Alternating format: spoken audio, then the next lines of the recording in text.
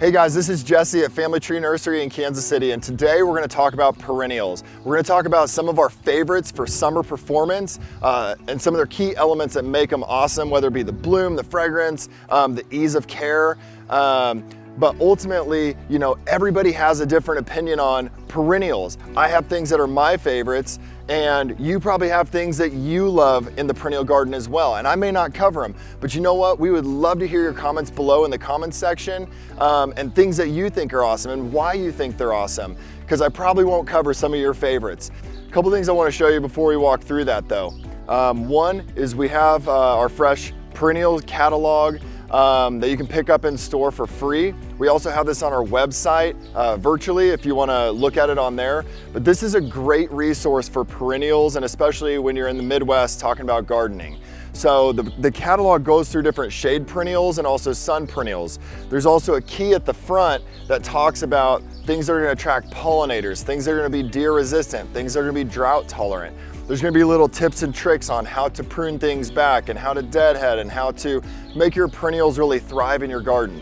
So if you want to come by the store and pick one of these up for free, we'd love to give you one. It's a great resource to have on hand.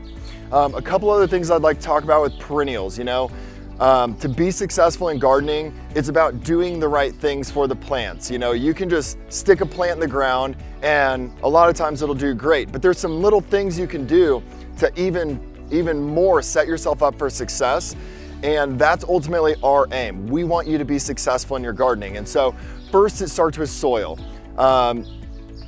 Ultimately, you want to amend that soil really well whenever you're planting perennials. That plant is hopefully going to be in the ground for years. And if you can amend compost into the soil, it's ultimately going to help that plant have better soil to grow in so those roots can really get established. We would like you to amend the soil, 50% compost, 50% original soil back around that plant to really help break down the clay most of us have here in Kansas City. Another really great product that you can use is called mycorrhizal fungi. It's a powder, and so you're just going to rub this onto the root ball of the plant. And this is a mycorrhizal fungi that works in a symbiotic relationship with the plant and will really help the plant get established. So this is going to help the plant grow roots. It's not a fertilizer, but it's going to help that plant grow roots and get set in for the season to help you be more successful. Beyond that, fertilizing is going to be imperative for your plants. Not enough people understand the importance of fertilizing, and so two different options I was going to show you for fertilizing. One, we sell Fertilome's Root Stimulator, which is a great product. It's basically baby food for a plant. This is going to help with transplant shock and to help a plant get established into the ground. You're going to use 3.5 tablespoons in a gallon once a month through the growing season. So it's real easy to use, but you do have to do some mixing and some measuring. But it's a great product to help your perennials get set into place. The other option, which is a little easier, a little less maintenance involved, is going to be using our Family Tree General Purpose Fertilizer. This is a granular, slow release product. It looks like little BB pellets in there. And with this product, you're just going to take a scoop and put a scoop around the base of each plant after you plant it. You're going to also do this once a month, but you don't have to do any mixing. It's just really easy to use. This is great on annuals, perennials, vegetables, herbs. I mean, heck, you can use it on trees and shrubs. It's really great on all your plants, but this would be a real easy, low maintenance way to fertilize your plants. Now, another thing with perennials, I do love perennials, but the thing I always tell people is annuals are pretty, perennials are permanent. So yes, perennials are easier in that a lot of people are like, I don't want to plant annuals every year. I just want to plant perennials so they come back every year and it's way easier. That is true, they will come back, but there is a little bit more maintenance involved in my eyes, in that you're going to need to go in and deadhead. You're going to need to clean them up. There's certain perennials that look beautiful when they look beautiful, but they're only going to bloom for maybe 4 to 6 weeks, and then they're just a green plant. Or some things will actually kind of almost die back down to the ground in July or August when it gets to 100, and then you don't have any plant there. And so I love the aspect of perennials that they're going to come back every year. However, there is some maintenance. So another tool that's really great to have with perennials, we have a couple different options of shearers. Here's kind of your economical option, the Fiskars snips, and these are fantastic for just going in and deadheading, doing light pruning and shearing on a plant. And if you want like the creme de la creme option of shearers, you got the Joyce Shin a really amazing snip. And both of these are great options for snipping back the spent blooms on your perennials, or even cutting them back so they can reflush and regrow. We're gonna walk through the perennials, we're gonna talk about them and some of their different key aspects and things that make them great and make them great for our summer performance here in Kansas City, so come along. All right, so like I told you, we're gonna walk through our perennials, we're gonna talk about some of our favorites for summer performance and different aspects that make them great. So the first one I wanna start with is Achillea or Yarrow. This plant is a great summer performer. It's one of the longest blooming and it's really heat and drought tolerant. There's also, like, this one has kind of a bluish gray foliage. This one is called Moonshine, has this gorgeous yellow bloom. And the way this bloom is really big and flat like that makes a really nice landing pad for butterflies. So butterflies absolutely love this plant. So it's a great one for attracting pollinators and bringing some real nice vibrance into the garden. These come in yellow, red, pink. These can get anywhere from about 18 inches to about 2 feet tall, depending on the variety. But there's a lot of different varieties of these, but this is definitely a big win for summer performance if you're wanting something really heat and drought tolerant with a long bloom time. Another one we love here is Asclepias or Milkweed. It's one that almost, it seems like every other customer comes in looking for right now because it is the monarch host plant. So Asclepias are mostly native here in Kansas. There's a ton of different varieties. There's Cinderella, Ice Ballet, Tuberosa, a lot of different varieties on these, and some of the varieties can get up to 4 to 6 feet tall. Some of them get absolutely huge. So those aren't really my favorite because you kind of got to have the right spot in your garden for that to really work well and be manageable. So my favorite is the Asclepias tuberosa. This gets a really pretty vibrant orange flower on the top of it. They only get about 18 inches tall and wide. So it's a really manageable plant that you could even do in a container. But this is a great plant again for the monarchs. This is what they're going to, the monarch adult will actually come down and feed on the nectar, and then it's gonna lay its larva on the plant. The little caterpillars will come out and they'll actually start eating on the plant, and then they'll go off and make their cocoon. And so if you're wanting to help the monarchs out and wanting to attract pollinators, another really good one. All right, another one that we love is Coreopsis. So Coreopsis, also known as Tickseed, again, loves the heat, loves the sun, and is really drought tolerant as well. This plant is my favorite one. It's called Zagreb. It's kind of a thread leaf. You can see it's got that real ferny, soft texture to it that's really pretty. And then this one gets a really dark yellow bloom on the top of it. It only stands up about anywhere from about 12 to 18 inches tall and wide, but it will every year kind of thicken and spread. There's also one called Moonbeam that's more of a highlighter yellow. Those are probably two of the most common Coreopsis that people are looking for, the Zagreb and the Moonbeam. People really like that texture and that either the dark yellow or kind of that highlighter yellow color on them. They are gonna be best if you go in a deadhead. So having a pair of those like Fisker snips or those Joy Shin are gonna be really helpful to keep this plant really looking good all summer long. But it is a long bloomer. I mean, it's gonna bloom for most of the summer. There are other varieties like this one here called Early Sunrise. And you can see this has more of a doubled flower, or there's like this one here called Solana. And those are really pretty varieties that are gonna give a little more substance to a plant. Where on the thread leaves types, they have more of a single flower, almost like a small daisy kind of flower. So I really like some of these bigger, more double flowered types. They're gonna get, and they have that broader leaf, and they're also gonna, for the most part, those varieties are gonna get a little bit taller. Solana is a really great variety that will stay a little bit more compact. I believe these end up being about 15 to 18 inches tall and wide, but a really nice pop of color in the garden. Most of your Coreopsis are gonna come in shades of yellow. There are some reds, there's some yellow with a red eye. There's some really nice varieties in these, but again, love the heat, love the sun, are gonna perform really well all summer long. Let's go check out the next one. All right, the next one is Echinacea, or also called coneflower. So there are Echinacea coneflower that are native here, but however, most of the varieties we sell are gonna be hybrids, varieties that they have bred to be better at flowering, the bloom lasting longer.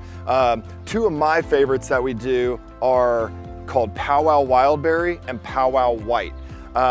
They're really nice sized plants, about 18 inches tall and wide. The bloom color holds really well, where Echinacea, as the bloom is there longer, the bloom starts to kind of fade out a little bit. The Powwow Wildberry is a really nice fuchsia color. The white one is a really nice white. Unfortunately, none of them are in bloom right now because it's a summer bloomer. So going into the heat of the summer, some of your earlier blooming things are starting to fade and go out of bloom. Boom, your Echinacea pop and all that color comes on. And you know, this right here, it's, you know, it doesn't look just like, oh my gosh, there's gonna be so much color. I'm telling you, the next year, especially after that plant's been in the ground a year, this thing will come up and probably have 30 to 40 blooms on it. I mean, it's just literally covered over the top of it with color. You can see the bloom starting to set on here, but as that opens up, it's just an absolutely stunning flower. The pollinators love it. It's really heat and drought tolerant, so it's a great one for summer performance. I think this is a really awesome perennial. It's called Guara. Guara is a really heat and drought tolerant plant in the ground. It's a summer bloomer, so you can see it's just coming on to bloom here. But you know, as you look at the blooms on this thing, I mean, they're almost like little butterflies. They're just absolutely beautiful. And the thing that I really love about this plant, you know, things like the Echinacea we talked about, or the Asclepias, or the Coreopsis, they're a little bit more stable when they're in the ground. They just sit there. Well, the Guara, the thing I love about it is just the playful nature of it. So when the wind is blowing this in the garden, you just got these little butterflies just dancing through the garden.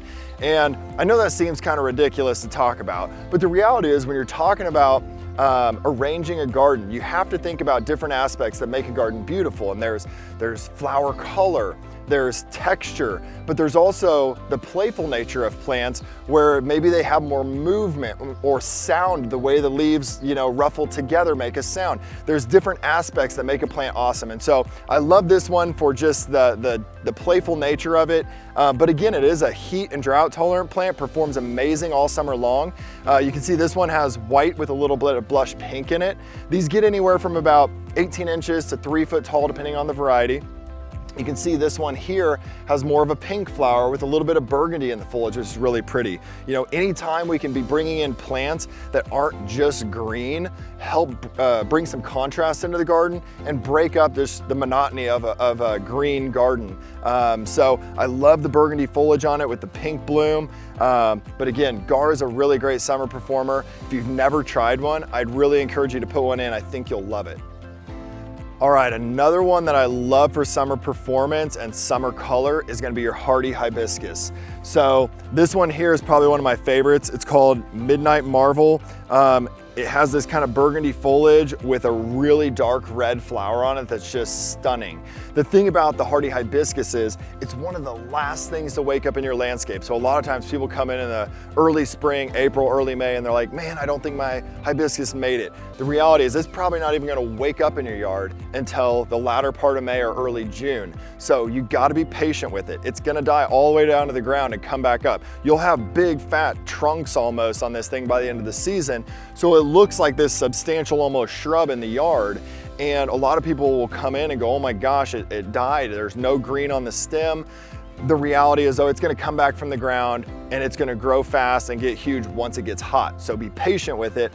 These come in whites, pinks, reds, all kinds of colors. You've got green leaf varieties, you've got varieties that have more of that bronze in them. There's also a really nice new series called the Luna, and the Luna hibiscus are a more compact hardy hibiscus. They only get about 3 foot tall and wide, so they're a little bit more manageable in the garden, where some of these other varieties can get up to 4 to 6 foot tall and wide, so they can be really big plants. The blooms on these though, I mean, no kidding, can be anywhere from like 6 to 8 inches wide. Huge fat blooms on them, tons of color, all summer long. Love the heat, love the sun. They are gonna be a little thirstier, so you're gonna have to be a little more aggressive with making sure you're keeping the water on these guys. But just an awesome plant for the summer with those substantially huge blooms, tons of color. I think you'll love one of these if you have a space big enough to try one. All right, another one I love in the summertime is Leucanthemum, or Shasta daisy. There's a lot of different varieties in these and a lot of different heights and bloom types. Couple of my favorites, Betsy is really nice. You can see these beautiful white blooms on it, and you can see they just have tons of blooms on them. But Betsy only gets about 18 to 20 inches, so it's a really kind of more compact, manageable plant. Another one that's really nice is the Real Sunbeam, which is gonna be more of a yellow. So these come in mainly like whites and yellows. You can see the whites even have that yellow center to them. This is a great butterfly attractor. Butterflies love this plant. Probably one of the most classic known varieties is Becky. You can see Becky has this really big leaf. Becky gets up to almost 3 foot tall. So Becky is a big plant, and every year it's gonna get thicker. So I mean, you can have a clump of Shasta daisies in your garden, and every year it just gets bigger and thicker and fuller, almost to the point where you almost gotta go in there and divide some of it out and remove some of it if it's overtaking some of your other perennials that are close by. But Shasta daisies will bloom pretty much all summer. If you can go in there and you can kind of cut off the spent blooms and deadhead on them, that's gonna encourage more blooms to happen. Again, like we talked about earlier, fertilizing on all of these perennials are gonna be really essential. But you know, if you can keep fertilizing on these throughout the season, that's also gonna encourage more flowering, so that you really have interest all summer long. But Shasta daisies, Leucanthemum, a great family of plants. They love the heat, love the sun. They're really pretty drought tolerant as well once they get established. So you gotta try some of these. All right, another favorite of mine is lavender. Lavender is one of those plants that loves the heat, loves the sun, and loves to go bone dry between waterings. I actually went to this lavender farm out in Salina, Kansas a few years ago, and they had just a huge field of lavender. And they said, you know, when we plant them, we water them when we plant them, and we don't ever water them again. And we're talking about Salina, Kansas. It is stinking hot out there. It's windy out there, but that's what lavender love. They love it hot, they love it sunny, and they love it dry. But man, what a fragrance. So sometimes with perennials, for me, it's not even about the flower as much. I like kind of with the Guara where it just dances in the wind. For me with lavender, it's about the fragrance, you know? I mean, just such a refreshing smell and fragrance to that. And you also get the beautiful blooms. I think, you know, the foliage on these for the most part is kind of a little bit of a silvery green, and that contrasting with those dark purple blooms just really is gorgeous in the garden. Some of these are gonna get about 2 foot tall and wide, some can get up to about 3 foot tall and wide, so a pretty substantial plant as well. You can even do them in pots around your patio to have that fragrance close to where you sit at night outside. But overall, a great perennial if you wanna plant something that you pretty much never think about again. All right, another of our favorites here at Family Tree is gonna be Monarda. Monarda has a lot of different colors. So you can see this one here in front of me is kind of a lavender purple color. There's hot pinks, there's darker purples, a lot of variation in these. Monarda is also known as Beebalm. So this is a great plant for pollinators. If you want to attract butterflies, bees, hummingbirds even, they're all gonna hit this plant. These plants can get up to 2 to 3 foot tall and wide.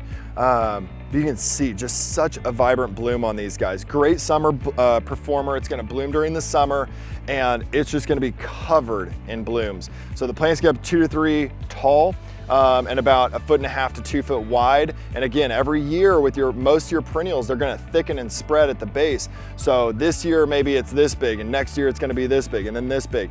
But you know, a big clump of Monarda in the garden is just a sight to be seen. They're absolutely stunning, a big pollinator attractor. And again, a lot of your things that have kind of a fuzziness to the foliage, like these have kind of a hairy leaf to them, or texture, or a fragrance like the lavender or the agastache. Things that have kind of a fragrance or like a fuzziness, hairiness to the leaf, typically are going to be deer and rabbit resistant, which, you know, here in the Midwest, I don't know about you, but I'm constantly fighting pests in my garden.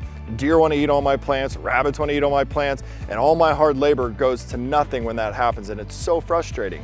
So when you can incorporate plants that not only have great summer performance, heat tolerance, drought tolerance, but also have that deer and rabbit resistance nature to them, huge win. So you got to try some Monarda. Another one I want to talk about is Nepeta. Nepeta is also known as Catmint. This has to be one of the best perennials here. The beautiful kind of lavender flowers on that. There's a lot of different varieties in these. So there's Walker's Low, which is behind me, which is a taller variety. They can get up to about 2 to 3 foot tall almost. Then there's like this one here is Persian Blue. Persian Blue is gonna be more compact, about 15, 18 inches tall and wide. But a lot of times with this plant, it kind of comes up and then it'll kind of lay out as we get a heavy rain or as the plant gets tall enough, it'll kind of flop out. And as long as it looks good, you can leave it be. At the point that it's like matted down and you just don't feel like the plant really has the presence anymore, you can just grab the plant, go in there with your snips and cut it back. And then if you're fertilizing, it's in plenty of sun, it's getting water and everything, it'll actually flush back out and continue to bloom through the summer. This is a great one for pollinators. I mean, in the summer, you'll come down here into the perennials and look at the catmint, and there will just be 1,000 bees on these things. They absolutely go nuts for them. So it's a great pollinator attractor. It's also deer resistant as it has a little bit of fragrance to it. But this is one that's gonna bloom for a long time in the garden, very heat tolerant, drought tolerant, just a great perennial that I think you'll be really happy with if you use it. This lower variety can work great as almost a border plant, where the Walker's Low, some of the bigger varieties, you might want to tuck back into the garden as kind of that second layer. You know, a lot of times with perennial gardens, I like to layer them. And so along the front, have your lower growing stuff. In the middle, some kind of next tier of things that are maybe 18 to 24 inches tall. And then towards the back, some stuff that's maybe going to be 3 to 4 foot tall, like your big hardy hibiscus or something. So this can be a great plant along the border, or it can get tucked back in if you're using the Walker's Low. Let's go check out some more.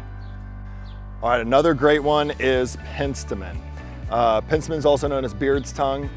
You can see this variety here has a really dark foliage to it. We have a couple different varieties, Blackbeard, Onyx and Pearls, Dakota Burgundy, that are gonna have more of this burgundy color foliage.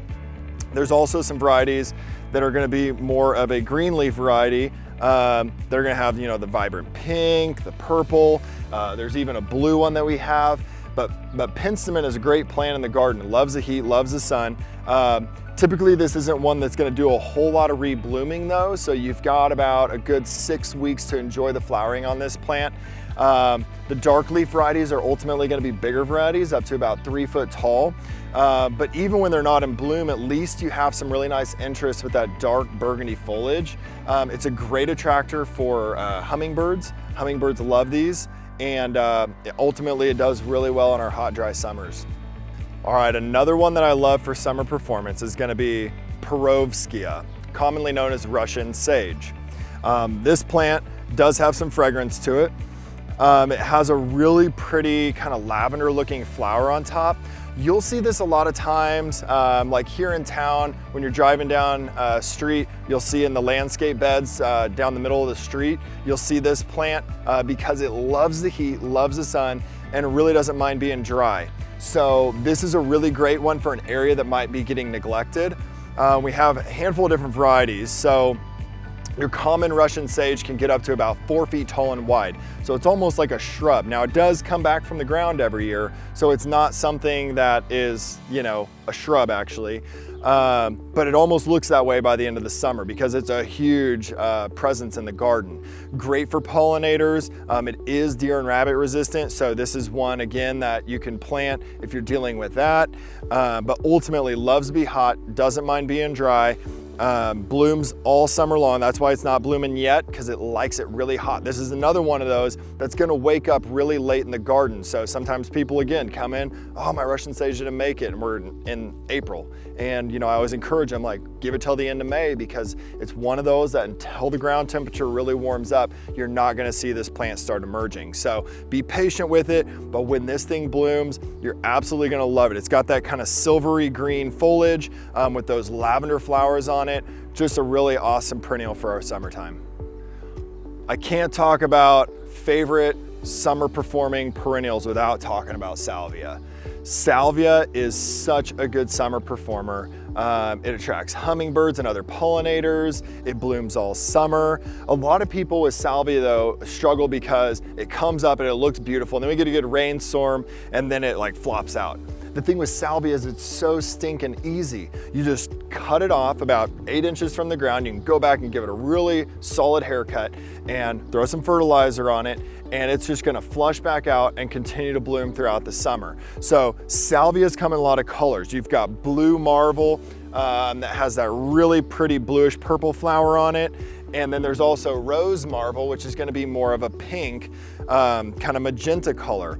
These both get about 10 to 12 inches tall, so a really manageable plant, really nice size to them.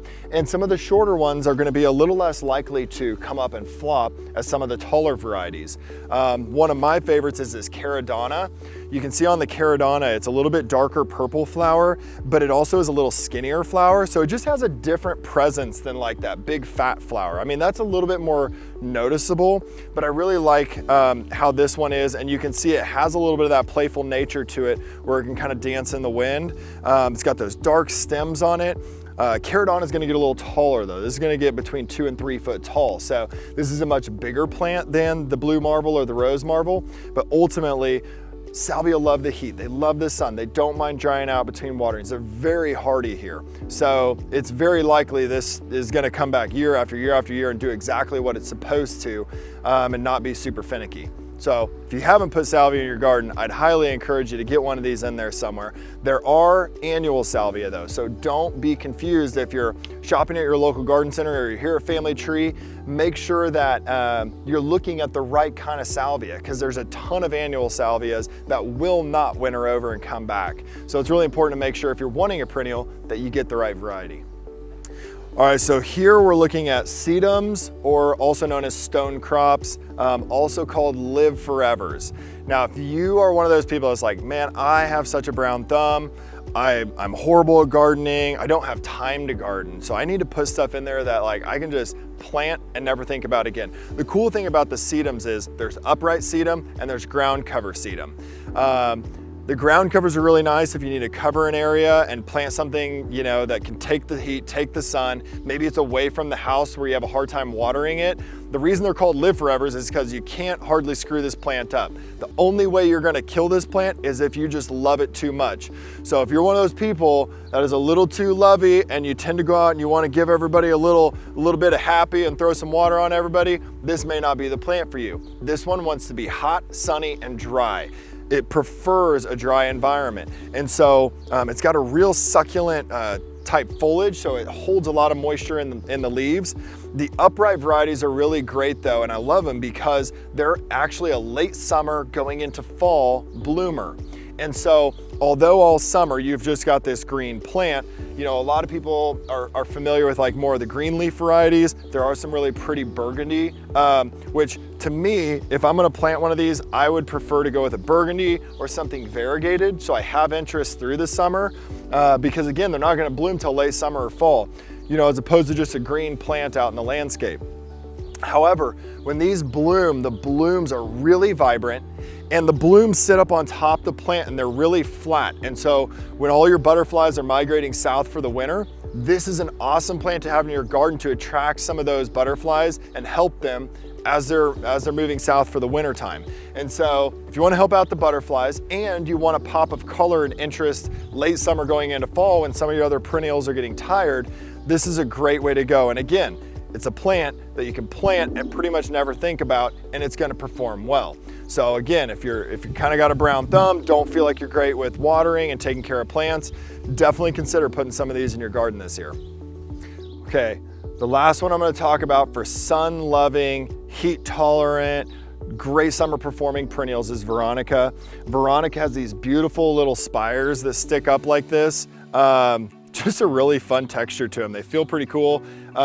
But they come in pinks and blues and purples. Veronica's a really great summer performer. Most of your Veronica are gonna get anywhere from about 18 to 24 inches tall and wide. Again, it's similar to Salvia in that it's gonna bloom most of the summer. At the point the blooms are spent, you can go in there and you can chop them back, clean them up, and a lot of times they're going to reflush. There are some more compact varieties that stay a little bit shorter, almost like ground cover types. But overall, Veronica's one that loves the heat, the sun. It's gonna attract pollinators and just really do what you want it to in the summertime. When some of the other things are a little tired, it's still gonna have color and look awesome.